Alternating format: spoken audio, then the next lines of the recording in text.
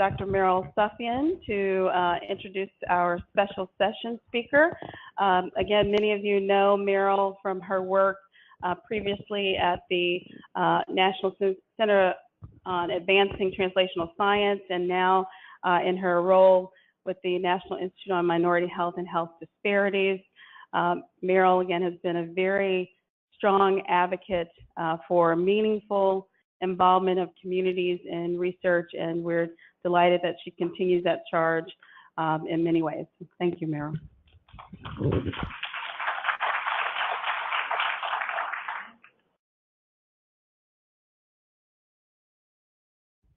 Thank you, Consuelo. I'm really delighted to be here and happy to continue working with this group in my new role and in my new home.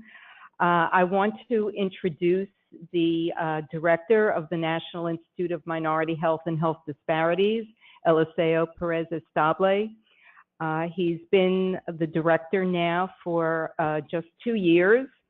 And just briefly, because he's going to be talking more about this, the NIMHD seeks to advance minority health and health disparities through research, training, research capacity development, public education, and information dissemination.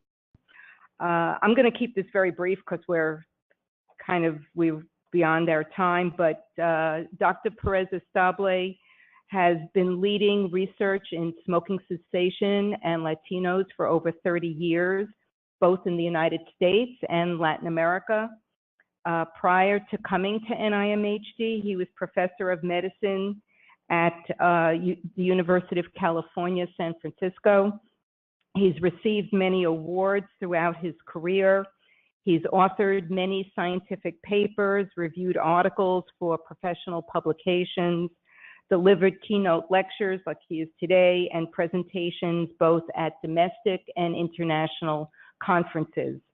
He earned his bachelor's degree in chemistry from the University of Miami, his MD from the also from the University of Miami, and he completed his primary care internal medicine residency and research fellowship at UCSF. So without further ado.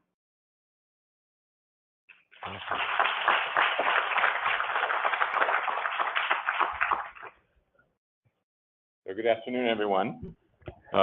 It's so great to see all these wonderful faces here for this important meeting on this critical topic. So I'm real honored to be able to address you today. I'm going to try and cover some global topics about NIMHD, introduce you, if those of you who are not familiar with us, and also address the issue at hand regarding community engagement. Hopefully leave some time for conversation before the hour is over. So this is our history. NIMHD started as a consequence of Dr. Sullivan naming an office or starting an office in the office of the director of the NIH director in 1990. John Ruffin was named the director of that office in 1990, and he remained throughout until he retired in 2014.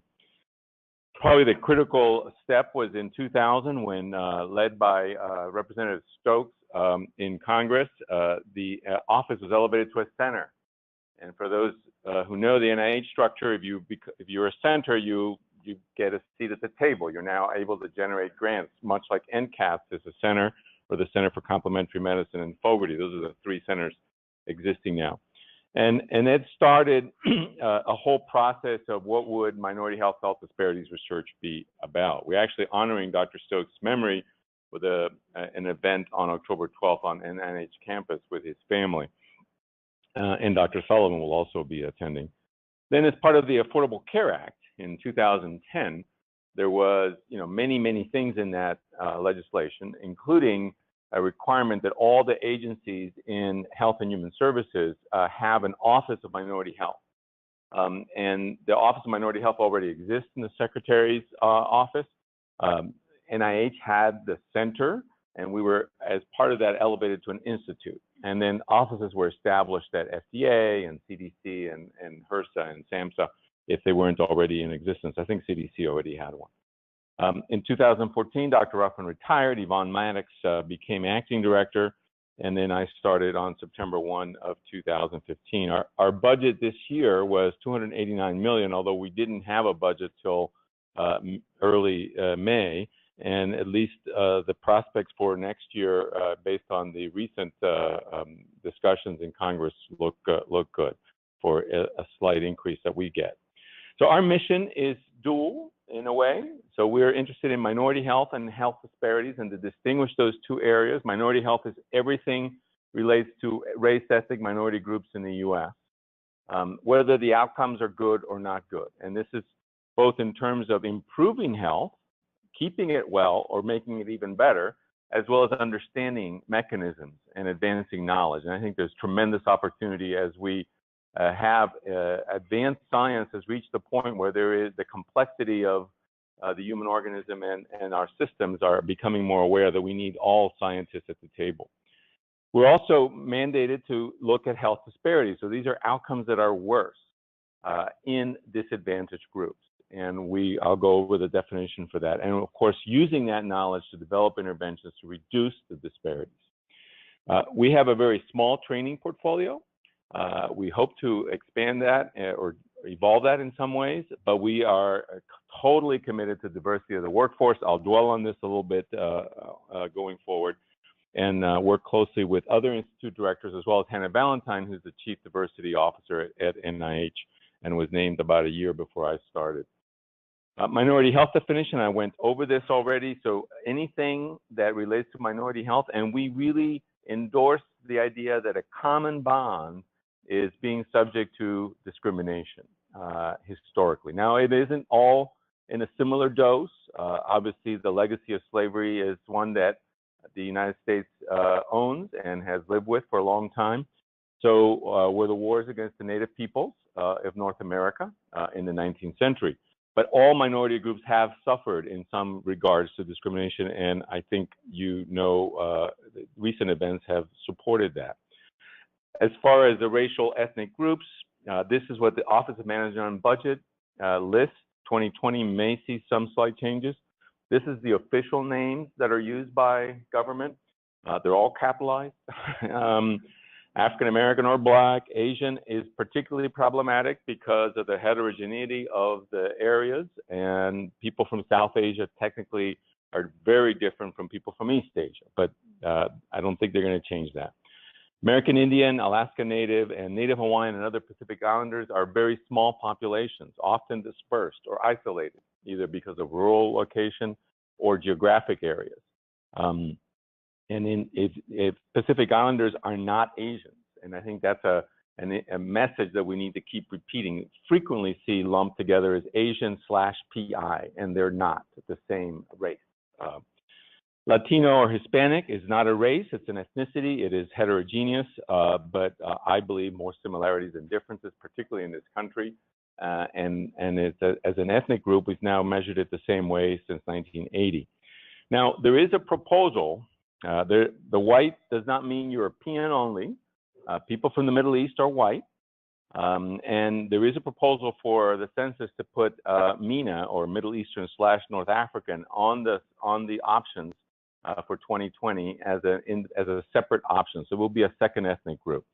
And they want to do away with the two-part question. Whether this all happens or not, I don't know. They had these out for public comment twice in the last year, and we put in our 2 cents as an agency, and I'm sure some of you may have as well. Our health disparity populations, I, as director of NIMHD, am empowered to decide who is a health disparity population. Obviously, I'm sure Francis Collins needs to agree. The HRQ, I'm mandated to consult with the director of HRQ, and we are supposed to agree on that.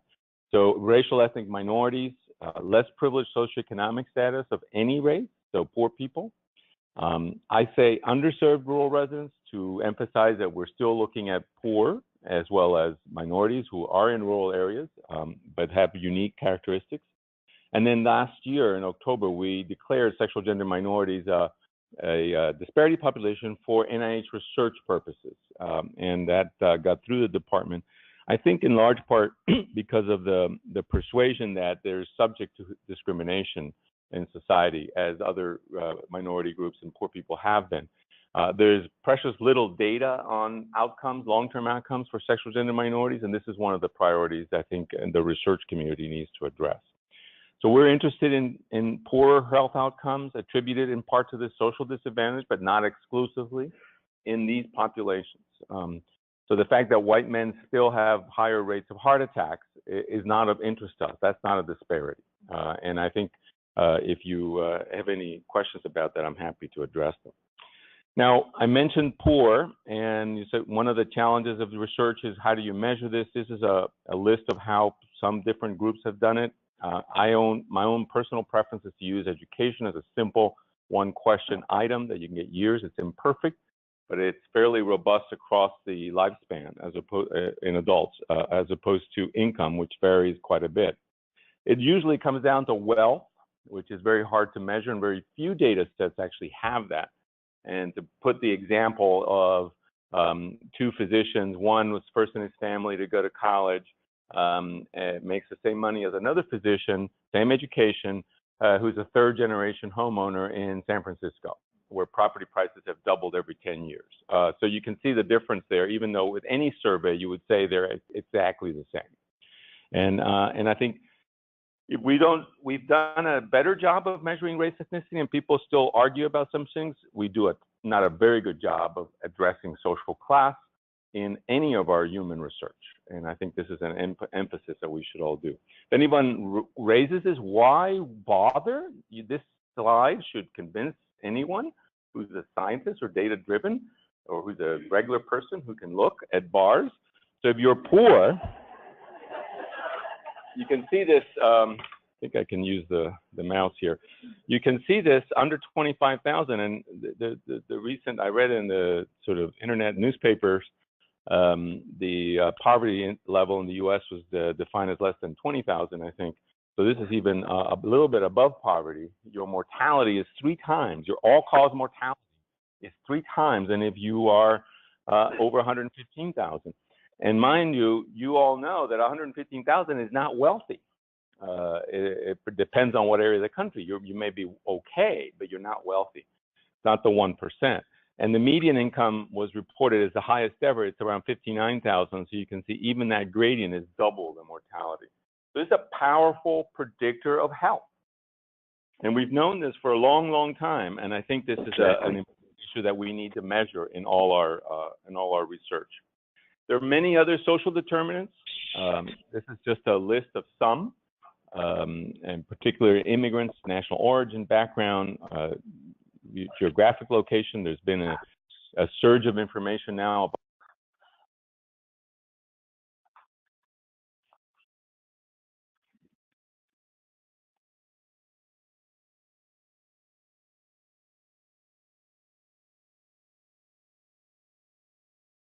in communicating with the public or in communicating with patients. And these are just two sides of the same spectrum. And yet, most of the time, researchers, clinicians have not really thought about that or paid as much attention to it until recent years. Sexual orientation and gender identity, and then disability status. At NIMHD, we think about mechanisms leading to health disparities, and globally, we've created these 4 sort of big buckets of thinking about it. We have a framework on our website, which I'll show you in a minute. A lot of the research has been here, individual behavior, so lifestyle, beliefs, what happens, focus on the individual differences. And that's all good, but there's a lot of other stuff going on around racism and stress, adverse conditions, the adverse effects of childhood adversity, effect on adult health.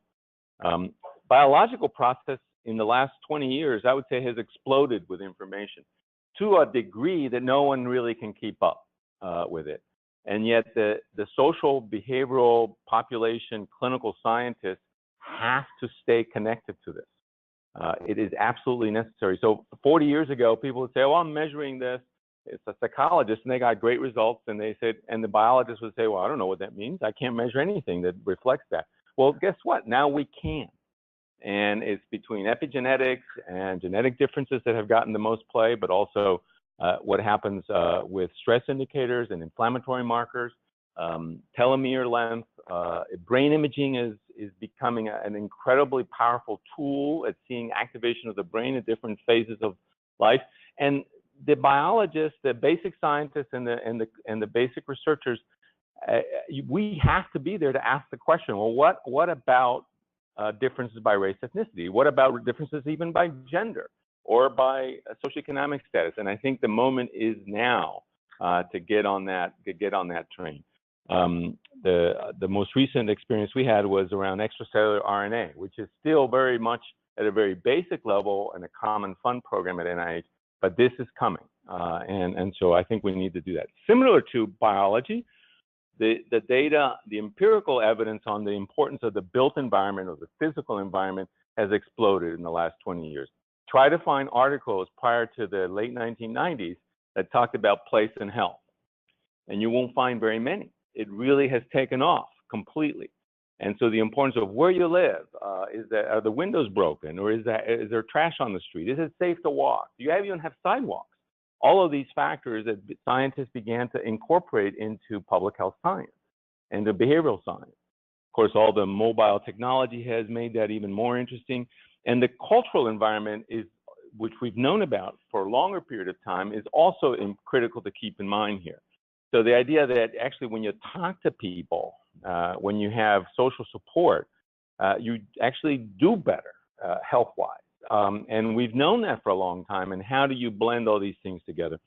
And finally, I think NIMHD is an opportunity to study the clinical setting. At NIH, clinical research has gotten a lot of play, a lot of importance.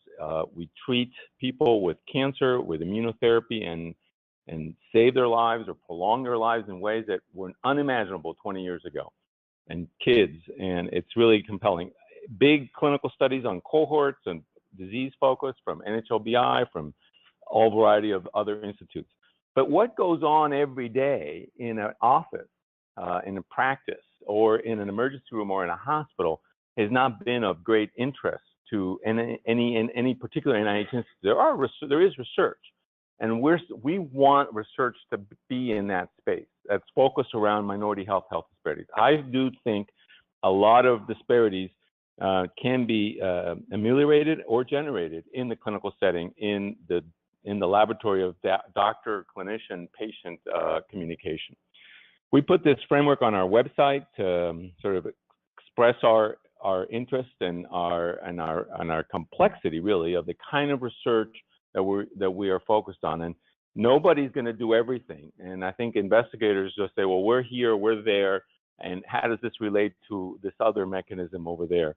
It's just a guide as a framework and not an explanatory model or causal model for anything. Switching to the diversity in science, I think this is a central topic, hopefully very much at home in this conference. We do need diverse clinicians. The progress has been too slow.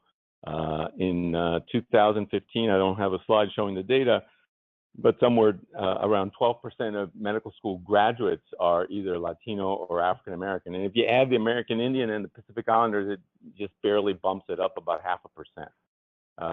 We're not doing well. In the biomedical scientific workforce, it's worse. About 6% or 7% of principal investigators at NIH are either Black or Latino. And Hannah Valentine has taken this on as a challenge, and we're doing some things to try to see how we can move the needle on that front, both from her end and also I think the institute directors on our end.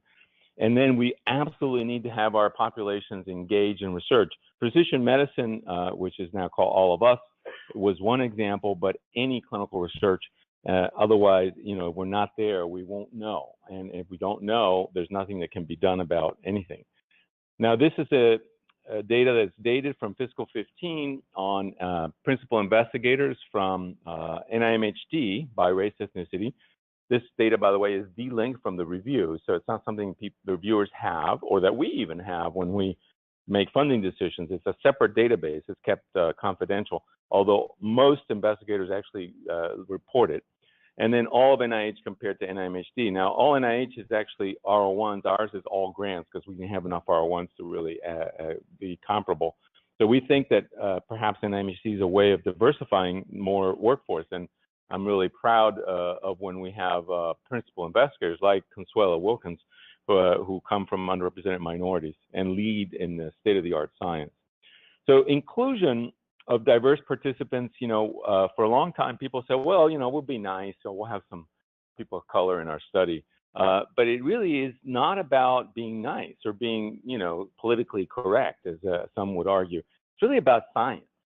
And you don't know what you don't know, as they say in English. And I think that if you've got to advance knowledge, you need to have diverse samples. And there are many examples of where this has come forth. And if you have another drug approved for a condition that disproportionately affects minority groups, and all the studies FDA reviewed had a total of 5% minorities, that's just should not be acceptable anymore. So inclusion does require community engagement. The scientists have to go out and engage the community. The community has to be willing to engage with the scientists, and I think we need to meet each other in a common ground. Social justice is good science and common sense, because 40% of the population by 2020 will check one of those boxes that is not white. It is harder to do. I think anybody who has done the research in communities knows that. And the people who end up doing it usually are committed or have a particular focus that makes them say, well, we're going to do it anyway. It doesn't matter how hard it is. It takes more resources. There's little empirical evidence to say, well, you do this, investigator A, and you'll be successful. I mean, I can't do that. There is no formula. The one thing I think that is consistent across in talking to all the principal investigators who have worked successfully in minority communities is you really need to have more face time with the community. And that means going to the community, getting to know them, having them see you as a real person, and then engaging in conversation and casual talk. Believe me, this kind of lays foundation for long-term trust and relationship. And you don't have to be of that group in order to gain this, and which is what a lot of academic scientists believe. Oh, I don't belong in that community. I can't be there. And that's, it isn't entirely true at all. And you have to just be willing to invest the time and do the risk. Now, we think minority scientists are more effective, but there's no data to support that. I would like to see people do something like that. I also would like to see NIH studies be more accountable, so that it's not just check the box when you submit a grant.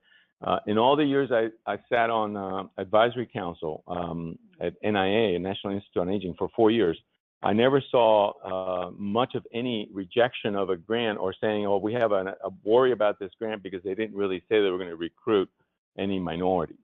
And it would always be, as long as they put a reason, it was appropriate. It was appropriate. There were other things being considered. We're working on a system where we can update that and sort of monitor inclusion. So if a scientist says, I'm going to recruit 35% minorities in their proposal and they get funded, that after 1 year, after 2 years, we're able to monitor what they're actually doing. And that'll be a step in the right direction. Ideally, I would say we should have some sort of a carrot system, reward for scientists who do an extremely good job of having diverse samples.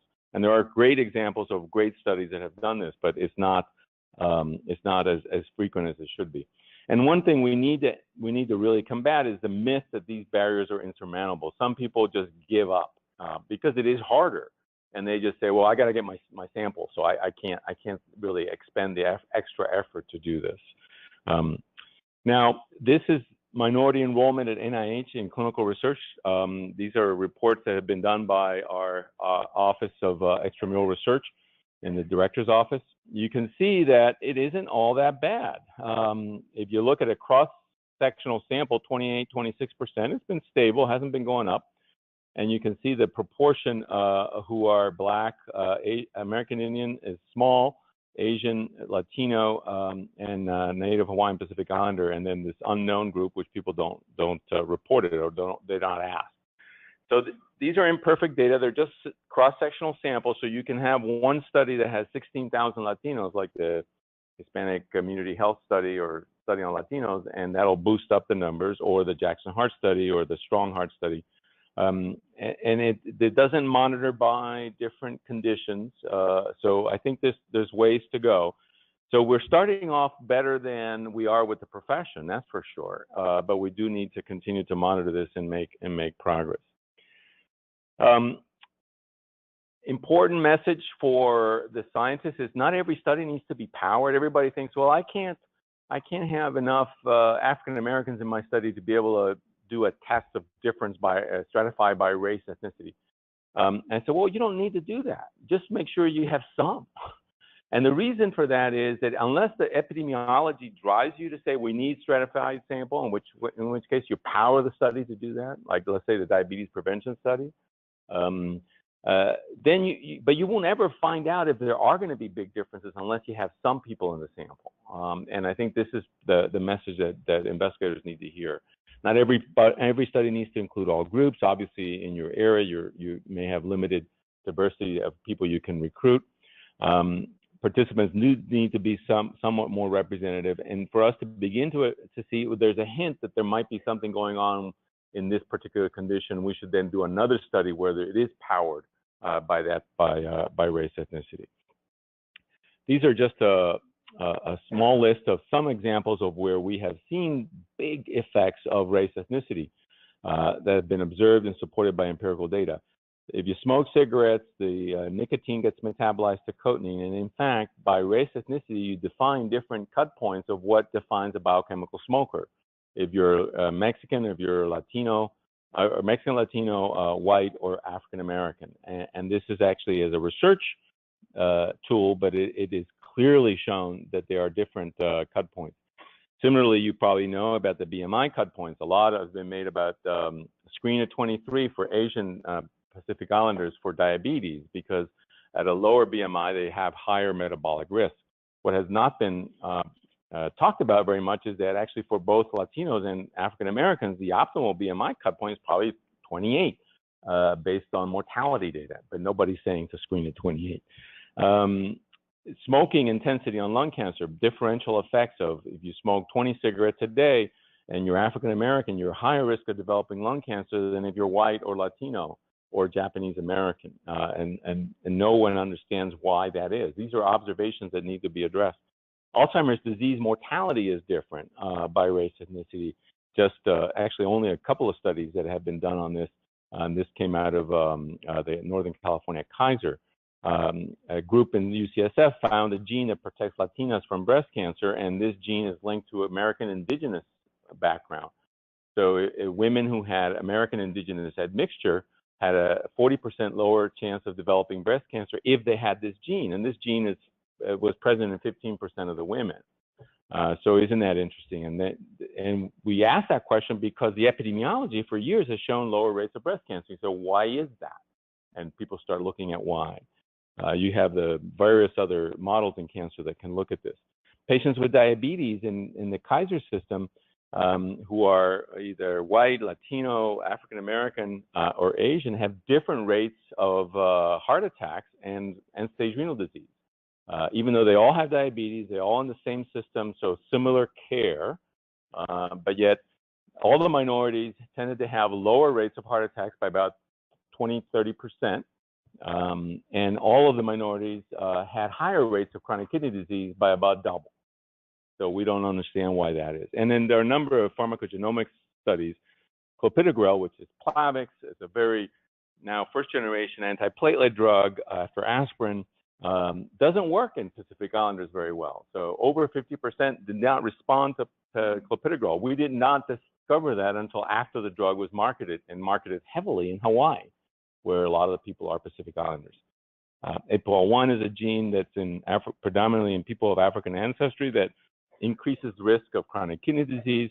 And then researchers at UCSF years ago showed that if you're Puerto Rican Latino, your response to inhaled beta agonists or albuterol was not as good. And so that may be partial explanation why there's more worse asthma. And in that case, it was being compared to Mexican American Latinos. So, and NIMHD's areas of interest, we have three kind of functional branches that we've created. One is on the biological behavioral sciences related to mechanisms and etiology. It's not basic science. Everyone else at NIH does basic science, so we only fund basic science through very special programs related to the Research Centers for Minority Institutions and We use basic science tools, but not actual basic laboratory work. The community health and population science are kind of together. Community health relates to the long history of funding that we've had in community-based organizations or studies, CBPR included, and then also begin to address the issues of what do we do about population health? How can we leverage big data? Because that's, I think, increasingly going to be relevant in addressing these issues. And I mentioned before about the clinical and health services and the importance of that setting. A couple of examples of studies that Meryl provided for me that we fund that are examples of community engaged research. This is a center that we funded at Flint. I know someone's here from Flint. That is under the Health Disparities Research on Chronic Disease Prevention. And Dr. Deborah Fur-Holden, who had recently moved from Hopkins, is the principal investigators. Tremendous amount of groundwork on collaboration in academic, community organizations at a national as well as political partners using CBPR approaches. And then the main research project that I heard about when she visited us was a church challenge to promote physical activity, sort of derived from prior work that has been done at the University of Michigan by Ken Resnikow on what he called the Heart and Soul Study, which is a very evidence-based program, and now expanding it and deploying it in a slightly different format in Flint, a city that underwent quite a bit of collective trauma a couple of years ago.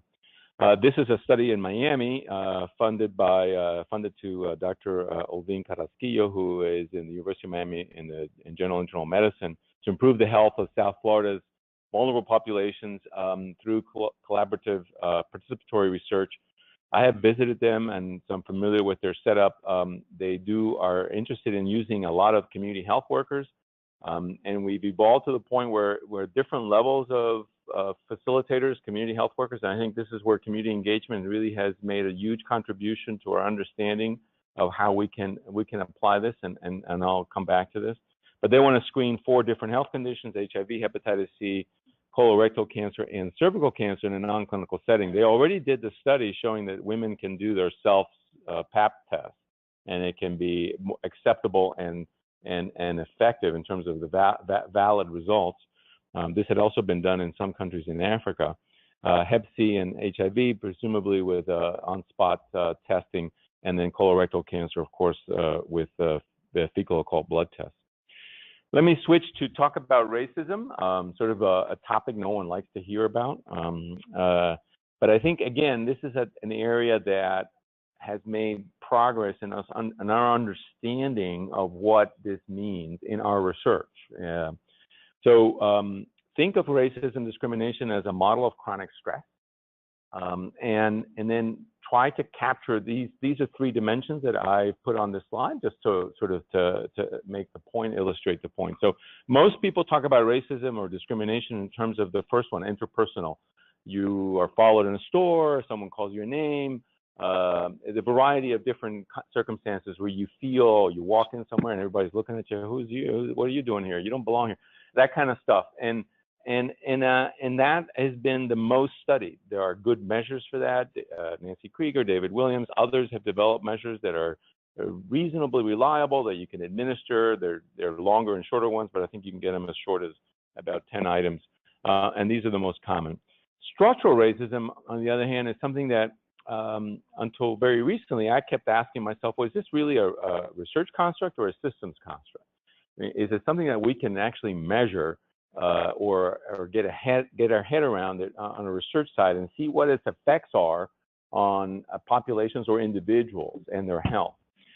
We held a scientific workshop last May to try and address this. I think we answered the question as both. And we don't know yet sure how we should measure it. I'm not saying we have a recommendation, and this is an area we look to stimulate the scientific community to do more work in, and we're talking about what we'll do next with that. But this refers to sort of the history, the structural inequity that exists. Examples would be from, let's say, one of our scientists came and spoke about the over 100 years practice of sending American Indian kids from the reservation to schools. to boarding schools so that they would be not like American Indians. So this is a great example of structural racism. That practice did not end until the 1970s, late 1970s. We're all familiar with the legacy of Jim Crow. I arrived in the U.S. in 1960, and I do remember seeing colored bathrooms and white bathrooms in Miami when I was there my first year. So this is something that's palpable. It's not resolved because we elected a black president. We already know that.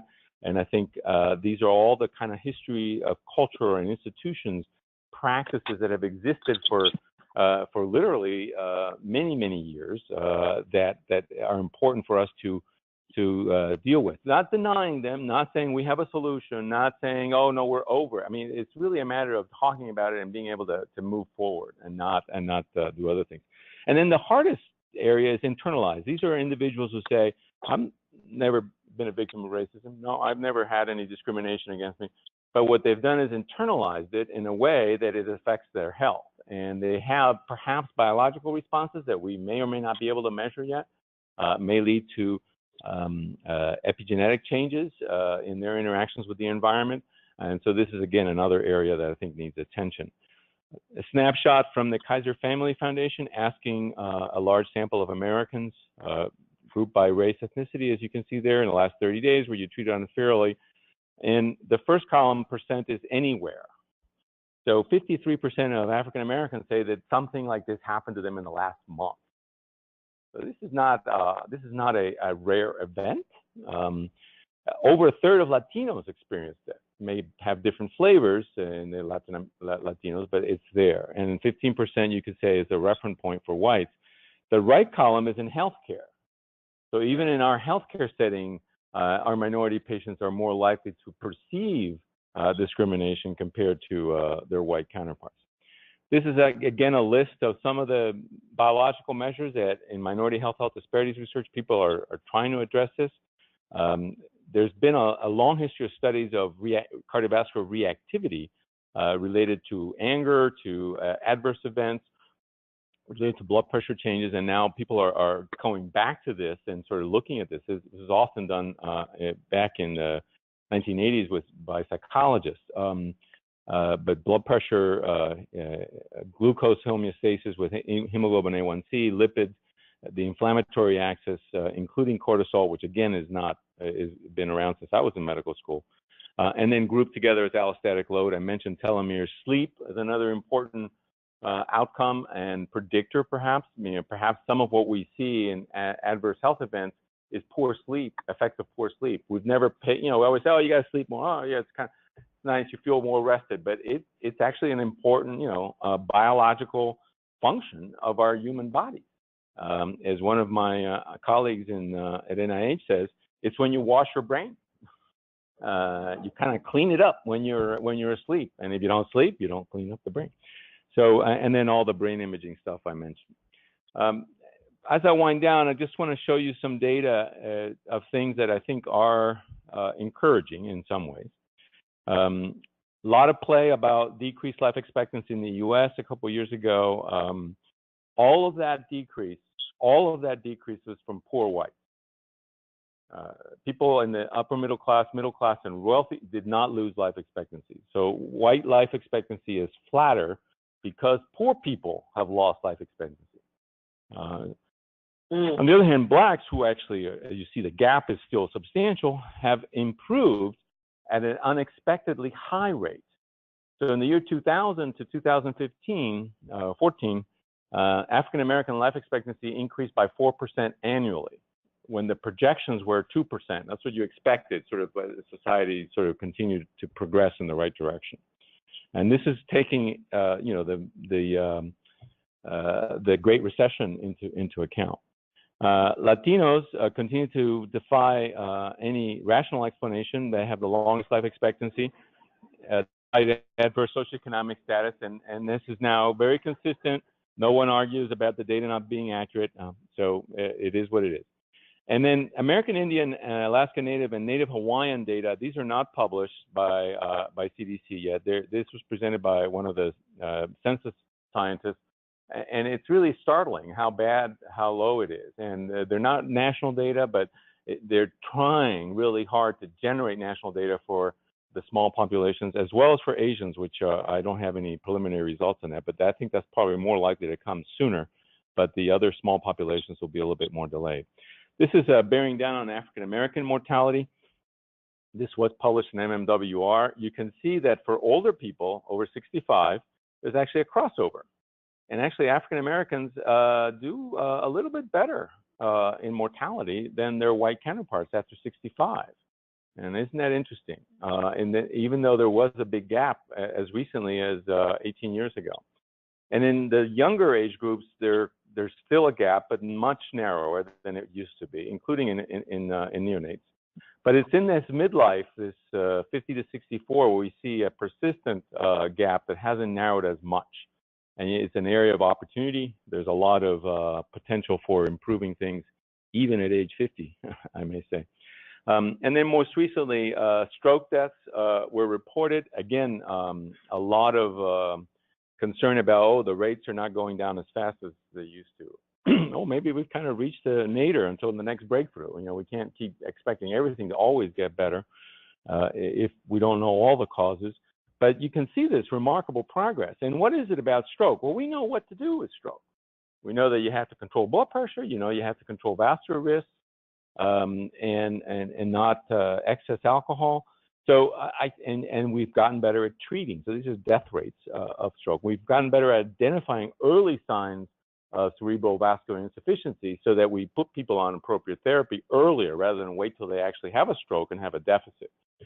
So, and you can see the progress is in all groups despite the fact that disparities persist. And the last bit of data on this is this area that Chetty and the group at Stanford published also a couple years ago, showing what we've known, that income inequality leads to higher deaths. We see this gap of life expectancy for women and men based on the 1%, the poorest 1% compared to the richest 1%. It's an extreme example, but we've known this, and maybe that gap is getting worse, is their analysis. But what was not highlighted by, I think, the media as much is the fact that if you took the bottom quintile in some areas compared to the bottom quintile in other areas, people in some areas actually live 3 to 4 to 4.5 years longer than in others. Now, this is the bottom 20%. So what are those areas doing right? It's what I want to know. So what are those communities doing right that allow the most vulnerable to actually do better? And I think that's a challenge for us as scientists and for you as the community leaders who are here. Then some opinions. I think if we look at policies to reduce health disparities in the healthcare setting, these are areas I think that are either proven or of important potential contribution, except maybe the last one. Expanding access. We've seen what's happened in the last 3 or 4 years with the expansion of insurance. We've cut it in half, the proportion of uninsured. We will see what happens with health if we allow this experiment to go forward. There's some early data about things like out-of-pocket expenses, et cetera, but I think this is fundamental. And of course, it's also fundamental to know where to go and have a clinician to attend to. And as we have a greater and greater proportion of people with chronic disease living into their older years, this is becoming increasingly important. It's not just about remaining healthy. There are areas that we have public health consensus. So we know that if we get universal immunization for 10 different viral diseases, that we can decrease morbidity and mortality in the population. And we have achieved childhood immunization rates well over 90% in all race ethnic groups in the US. In fact, the group that's lagging behind now appears to be the white middle class for reasons that are unrelated to access. Hypertension is another example. I mentioned stroke earlier, et cetera. The coordination of care is, I think, a central component of healthcare settings. So people still want quote unquote doctors to see and consult with, but clinicians can't function alone. They need assistance, they need support, they need medical assistants, nurses, nutritionists, psychologists, or mental health clinicians. And I think targeting conditions. So I mean, I don't think I need too much coordination when I engage with the healthcare system, and it's independent of the fact I'm a physician. But there are people who are younger who may have a kidney transplant or have chronic heart disease, they have diabetes, or they have chronic lung disease. They need that kind of support, as well as acute illnesses such as, or more threatening illnesses such as cancer. I believe the patient-centered medical home is an effective way of creating this with information systems. It's primary care, good primary care with good information systems. And then facilitates then addressing issues around communication and cultural competence as well. And then performance measurement is controversial. This is where you say, we'll give you more money if you do above this metric in these 5 or 6 or 10 different things. And I think the threat there is that the clinicians who are most committed to taking care of the most vulnerable populations could do much worse. And it could be a mechanism of redistributing resources to the more elite institutions. And I particularly think those issues are more acute outside of the western part of the United States, where there's been much more of a population-based approach to healthcare. And I have experienced that here in the Mid-Atlantic. So what do we need to do? I start by saying that we need to shift to population health. I think I don't care if the system is, Kaiser or a university or a private model. If they say, well, this is your population, take care of them, figure out how to do it, and you have to be responsible for a spectrum. So you're not just taking care of the people who are well and wealthy.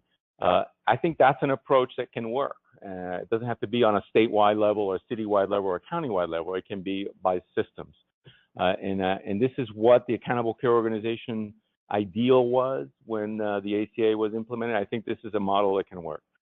To decrease disparities as well. I think we need to enhance this access, do a number of things that technology is facilitating for us. So what used to be hard now is easier to get people to use computers, even if they have a hard time typing, but they can still do touch screens, go to the portals or have proxies for themselves, do telemedicine, particularly for remote areas, whether it be in Alaska or the rural West or in very isolated areas, and engage community resources in promoting health. Usually we talk about nutrition, physical space, and tobacco, and I already talked about discrimination. In July or June, late June, I was part of an NHLBI Heart, Lung, and Blood Institute funded workshop on engaging community research to reduce cardiovascular disparities. George Menta, who runs their implementation science program or whole division, he organized it and brought scientists together, and he produced a manuscript that is being reviewed. And I borrowed some of the sort of lessons from a couple of tables he had there of what that group concluded. I was there only for half a day. They met for 2 days. So this is critical. If you learn to use population data to identify hotspots, and people have begun to do this, where they map out their city or their neighborhood and say, where are all the cases of cancer, or where are the cases of diabetes? And then you see these hotspots in certain neighborhoods. You go, well, that neighborhood's we got to go to that neighborhood and find out what's going on there. Or sexually transmitted infections, or opiate overdoses, if the topic du jour. And then target, or the other approach is target the most vulnerable. So if you're in a health system, you can have standard procedures for everybody, but you then want to target the most vulnerable people. That sometimes are the elderly, the minorities, or the poor, whatever way you're using to measure that. You got to address trust, mistrust of individuals, and most professionals a lot of times get very defensive around this, and their defensiveness thinks, well, you're taking it out on, they're taking it personally. They're taking, oh, you don't trust me as a clinician. And the mistrust is usually dissipated into an institution, into society. And I think the individuals can overcome that. It does take effort. You can't just blow people off. You can't just say, oh, I can't really relate to you if you're coming with an attitude. But you can if you really get to them, not always, but often can work, and address this whole issue of hopelessness.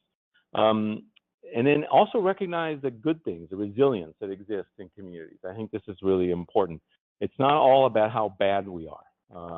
There are many good things that happen in communities that actually have some cohesion. There's a lot of topics on language and cultural variation, that particularly with immigrant groups, but also with non-immigrants in different geographic areas, and particularly rural, urban, but also different parts of the U.S. And researchers really need to be aware of, know, and learn from communities. And the only way to do that is actually to go to the community and to employ the members, engage the leaders, and create partnerships. Easier said than done, obviously. But building this trust, I keep coming back to that. I suppose that one of the ways you can sort of, how many hours in a day do you have? You can't really do everything, right? But I think if we think of where you live, what you do on a daily routine, and do you give yourself opportunity in your daily life when you're not necessarily working to actually interact with the people that you're most interested in? So you might run into a patient at a store, or people say, "Oh, hi, doctor," and you say, "Oh, I don't know who that person is," but they know who you are because they've seen you, not as a patient maybe, but they've seen you around the university, or they've seen you on something you're doing in the community. And I think we have to be out there. We have to be in the community, not just thinking about the research or the progress that we try to make. So there are many ways of doing it, providing resources and training, funding opportunities, like this conference I think is a good example. Engaging the group at first time I saw this at UCLA was where doing pilot studies for research in minority aging. They always had community members actually review the grants of the pilot applicants, and then they had to work with the investigator to actually figure out how you make your grant relevant to the community. Now, that you could say, well, that limits maybe some of the research questions they ask, perhaps, but it does actually work both ways. People can then find out that if you do a secondary data analysis, what does this mean for the community that you're working on? And I think it would avoid problems. We all talk about advisory boards. All our centers have advisory boards, but make them real, make them functional, make them two-way exchanges, not just oh, we got to have a meeting, and I think this is a critical vehicle by which you can bring people together. I'm a real supporter of advisory boards that have both community and academic members in it. To just community on one hand, and then you talk to the scientists over here. I think Isabel Duran was the first time I saw that actually work on a big scale with a conference.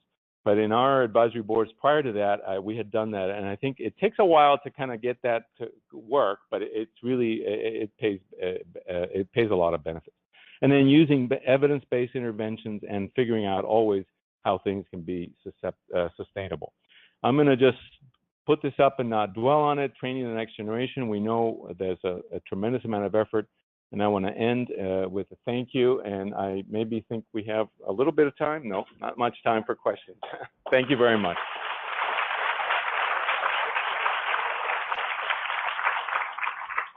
Fantastic presentation. Do I have a microphone? Yeah. No, probably not. I think it's back. I'm loud too. Also, thank you so much for your presentation. I hate to rob people of the opportunity to not ask a question, but I'm afraid the line will get too long. So if there are one or two questions, run to the microphone. Jen is running. Okay, go ahead.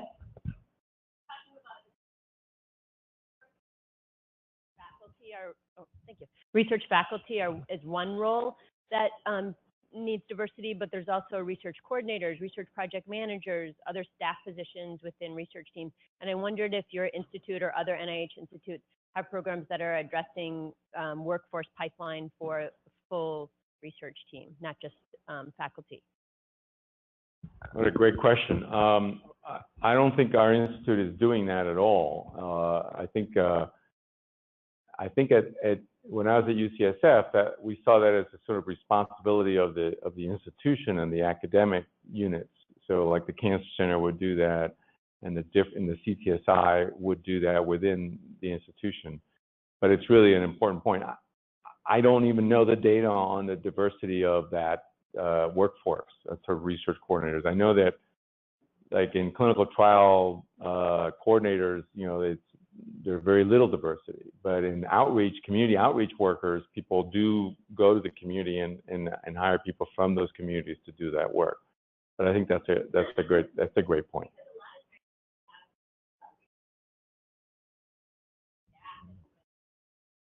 Engagement, not the faculty, or in conjunction with faculty. So, having a pipeline, having that be an opportunity.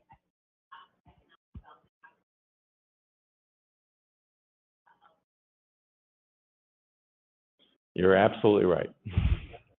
I'm going to let JB ask a question, but while she's asking a question, for the travel awardees, not everyone got to take a picture with Dr. Pérez-Stable. So if we're going to do a group photo, so all of the awardees, if you'd like to take a picture, start moving over here. We're going to take it really quickly after the questions. So let's get moving. JB. Hi. Thank you for your washing the brain analogy. I can't wait to use it on my teenage children when I get home. I have a real quick question about why you have disability listed as a social determinant rather than in the disparities. Really hard questions. So the washing the brain, by the way, is Nora Volkow, if you want to quote her. She's director of NIDA. That's a topic of great discussion that no one has addressed and that no one at least has brought to my attention. I put it as a social determinant in the context. I think that list was generated in thinking about what clinicians need to think about. And frequently, it's either, if it's certain physical disabilities are obvious, others are mental health disabilities, which people have a harder time dealing with. And there's also an increasing number of children who are going into adulthood with major disabilities, whether it be cerebral palsy or other things. The debate about making it a disparity population needs to come from a different source. And so it has not reached us to that point yet. It is a group that is considered, I didn't say that, underrepresented in the professions. Disparate outcomes. I'm sorry? Disparate outcomes, healthcare outcomes. Right. But if you look at diversifying the profession, people talk about underrepresented minorities, National Science Foundation, people of low socioeconomic status, first to college, et cetera, and then disabled persons are included in that group. Okay. Thanks. You made mention of class, and I struggle sometimes with like how to categorize class, like how people are thinking about that. I've recently heard the term precariat, like people are in a precarious place. Or do you have any like terms for how you would start thinking about class? Well, the term, I mean, it's a sociological term, and I'm not a sociology term, and I'm not a sociologist, so I would be pretentious to say that I can give you all the definitions. But it's clearly comes out of the European way of thinking and from sociology. The United States, for decades, if not still today, was the land of opportunity. You could always move up if you had the opportunity. Unlike, let's say, in England, where you were born into a certain social strata, and that's where you were. You were working class, or you were royalty. Those are to put the two extremes. So I use it interchangeably with socioeconomic status. That's a more palatable term here. And as I said, it's defined by income and education most globally, although wealth is really the bottom line. And in mobile populations, you'll see variation across time.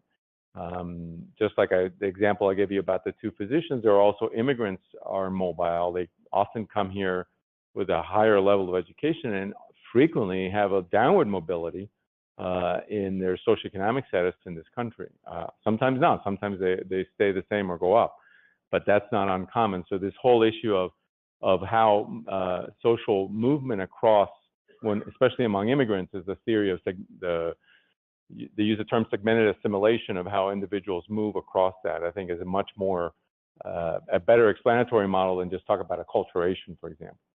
But I use that term. It may be in and of itself is a statement, and it's sort of like trying to make sure people don't think that, oh, we live in a classless society. Everyone can make it if they get the right opportunity, and try not to assume that the public, that the audience believes that, because it isn't true. The data really are quite the opposite, despite all the progress that we've made. I don't know if that helps. Thank you. Okay.